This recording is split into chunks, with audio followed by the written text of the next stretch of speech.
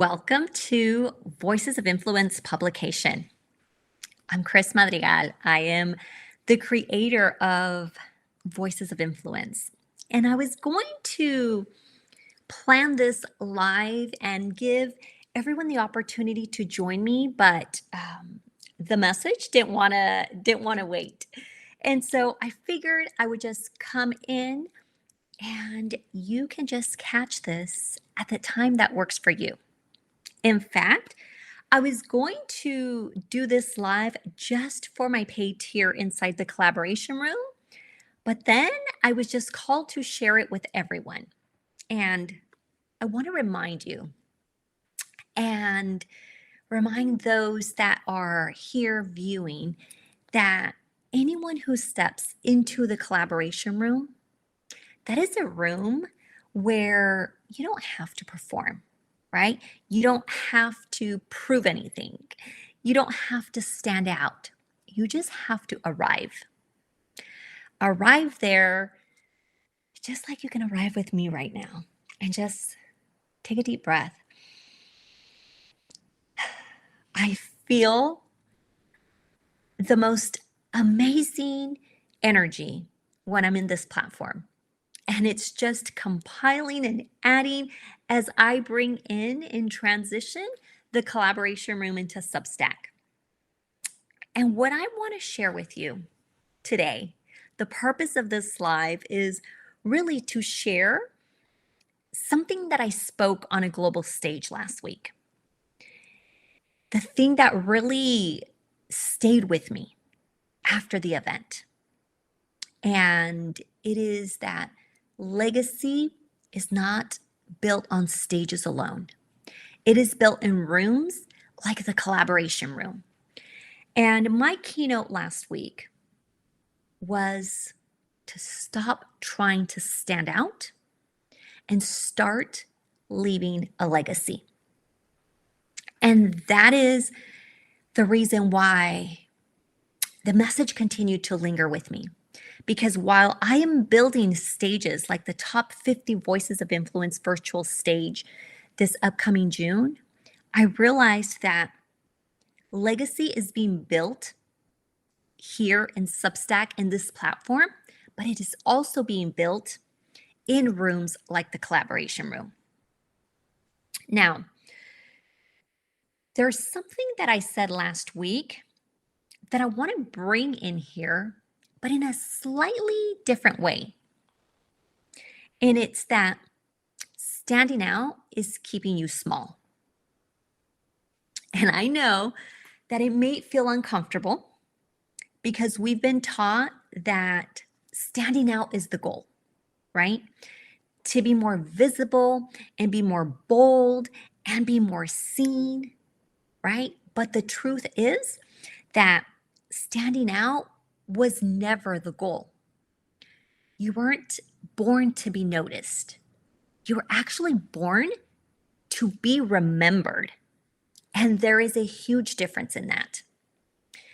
And it's in part why I love Substack, because people here are leaving their legacy through their thought leadership, through their work, through their message. Because people who are trying to stand out are still performing, right? And you're adjusting yourself to be received. And if you find yourself in that space, you might still be asking yourself, am I saying this right? Am I being perceived the right way? Is this enough? And honestly, it becomes a performance. And performance does not build legacy. It actually builds exhaustion. And when you live that way for far too long, then what ends up happening is you actually start to disconnect from your voice. And I say that because that happened to me. It happened to me where I began to disconnect from my voice. And there was a time, and I know so many people here on Substack will resonate with this because people who got to a point where they did not recognize themselves anymore, right? And I was there. I got to a point where I just didn't know who I was anymore. I'd spent 20 years in corporate. And again, the story that we hear from so many is that from the outside, it looked very successful, right? And I was producing the results and being recognized and being seen. But on the inside, something was pulling at me. The more time I spent in corporate, the bigger the misalignment that I felt, the bigger the disconnect. And honestly, I believe that's because deep inside, I knew I was here for something bigger. I knew that I didn't come to this earth just to live in a corporate career. And I say live because I spent so many hours away from home in a job that was so demanding, that required so much travel. And when I started to think, I realized that I wasn't just here to, be a mother and be a daughter and a wife and a professional in a corporate career. I was here for more. I was here to create something that was going to outlive me, something that was going to change for generations to come, right? And I remember being in the corporate world and being in meetings and having upper management always ask and always, put the ideas out there, let's bring new ideas. Let's think outside the box. Let's just, improve systems and do all that. And to me, that comes natural. It's part of my human design. I could see things that others can't. And over time, I was the one that they would seek out for projects, for special projects, for ideas. They would come to me for a different perspective. I worked in human resources for 20 years, but I was in the field and I had a completely different view than those sitting in the corporate offices. And I remember when things started to shift, when executives and, upper management would come to me for ideas, for just a different perspective. And that was great. But then when I started to approach executives with ideas, then it was too much, right? And I remember being told by one executive, Chris, you think too big. You need to think smaller. And I remember thinking to myself, I don't know how to do that. This is who I am. This is how I think. And to be told to think smaller is to shrink myself. And I couldn't do that anymore, right? That over time, because that was said to me, but I continued to stay in that space, in that career, in that specific job, right?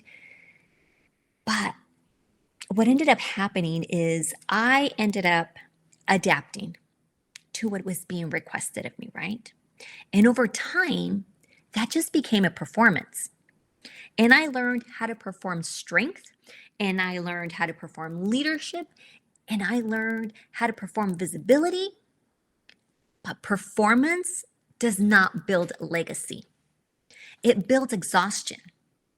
And when you live that way long enough, you disconnect from your voice. And this is when we begin to shrink, right? Because we don't feel anchored enough to belong. And that doesn't just happen in corporate. It happens in everyday conversations, in relationships, on social media. It even happens in the rooms that you're meant for. And that is how legacy is delayed.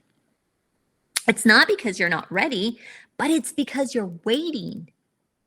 You're waiting for someone to receive you, to accept you, just to invite you. And I remember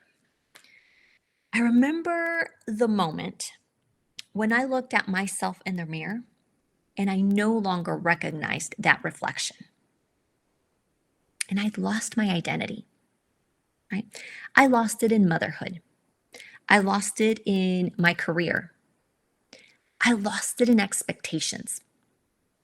And in that season, what I remember is that my desire to belong was so much stronger than my desire to be seen.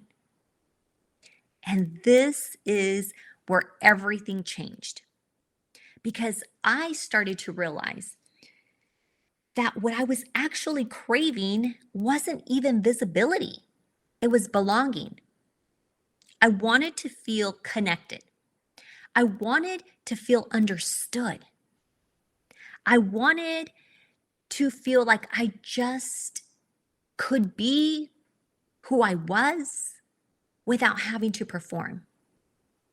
I just wanted my big ideas to belong in a space that were being received, right?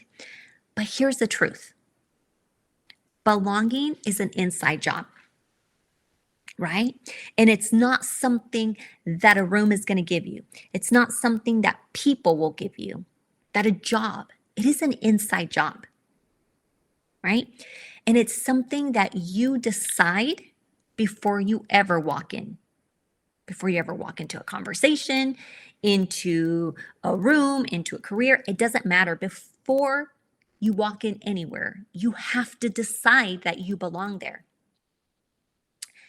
And when we anchor into that, everything shifts, right? And we stop questioning ourselves. We stop shrinking.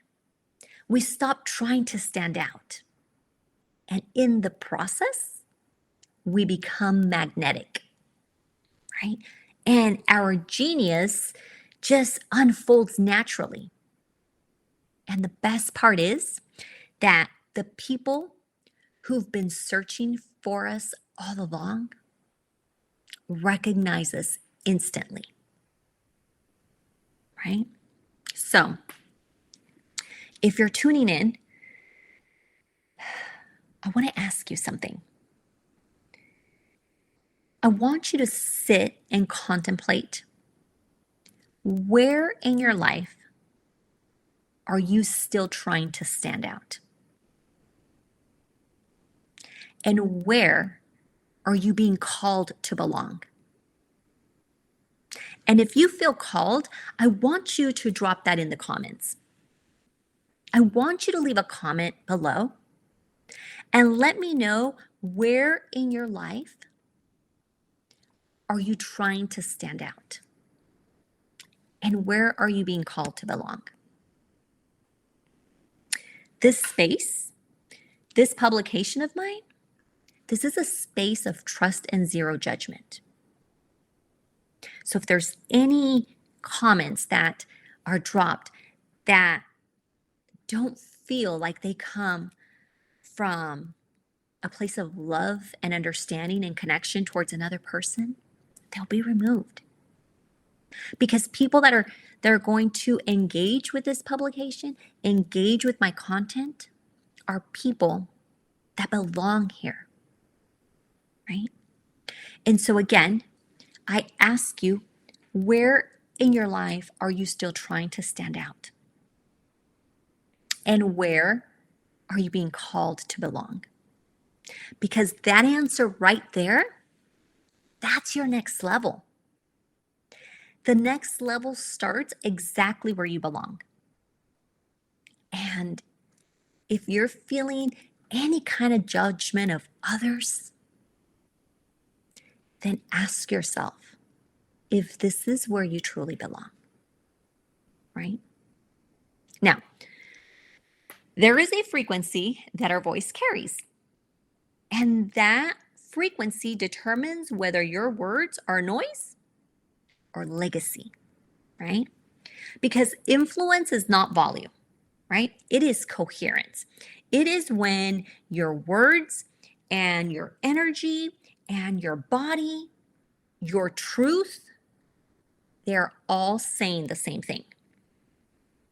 It is all in coherence. And I'm very sure that everyone has experienced this, where someone can speak for an hour and nothing lands. Or someone can say one sentence and it just shifts everything inside of you, right? That's frequency. But before you are heard, you must be seen. But before you are seen, you must belong. And this is why the collaboration room exists. This is not another place to post content, but a place to belong, right? A place where you don't have to perform to be seen. It is a place where your voice gets to expand in real time. And inside the collaboration room, we don't just consume, we collaborate. We support each other's work. We subscribe to each other's platforms and publications. We restack here on Substack. We comment, we amplify. And most importantly, we invite each other into our worlds. Because that is how legacy grows. It is not in isolation, it is in community. And I want to say this clearly because this matters. The leaders inside the collaboration room, those that are already in and those that choose to step in, right? They're not outside looking in. You are in the room, you are in proximity, and you are in alignment. And that is how Voices of Influence grows, through aligned invitations, through connection, right? Through leaders saying, you belong in this room, by you feeling that you belong in the room. So I want to activate this space right now, right? And if you have a publication here on Substack, drop it. Drop it below.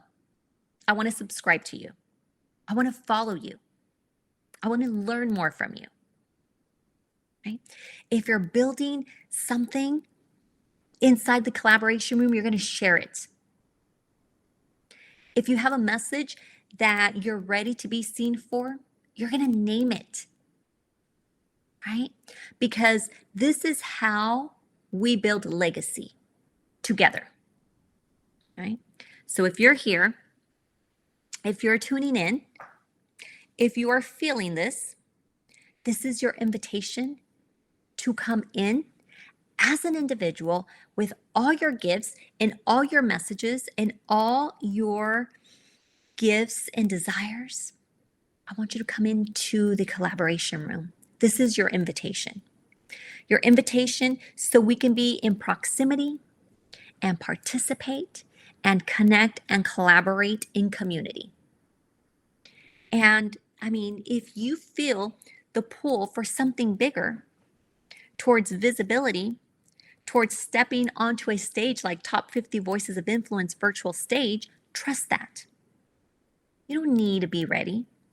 You just need to be willing to share your voice, right? Top 50 Voices of Influence is my virtual stage, and it's where your voice becomes legacy. And I have a virtual event, Top 50 Voices of Influence, Women in Alignment, that is happening June 15th through the 19th. Applications are open for speakers and keynote speakers, and I'll drop the link if anyone's interested, right?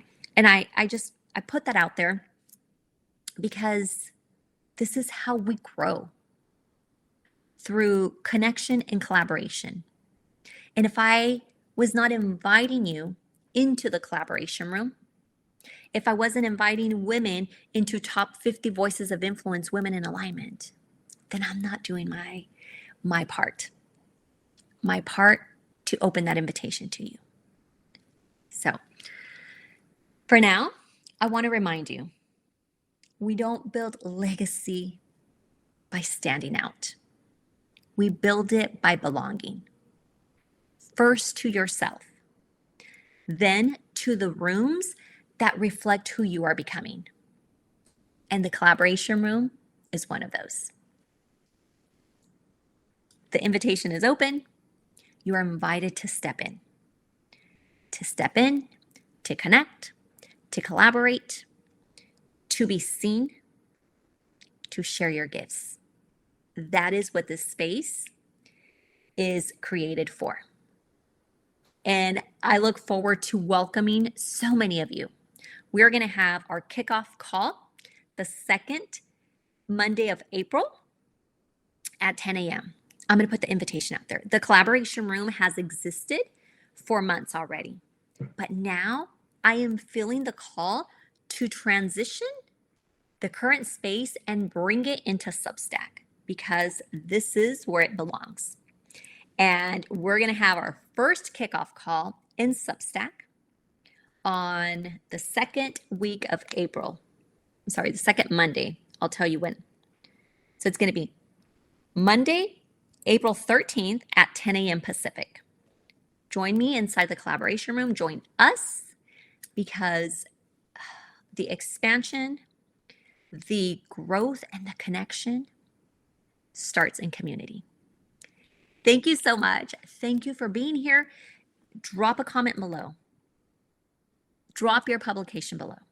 I am here to support you. I am here to subscribe to you if it aligned with me, and I'm here to follow you.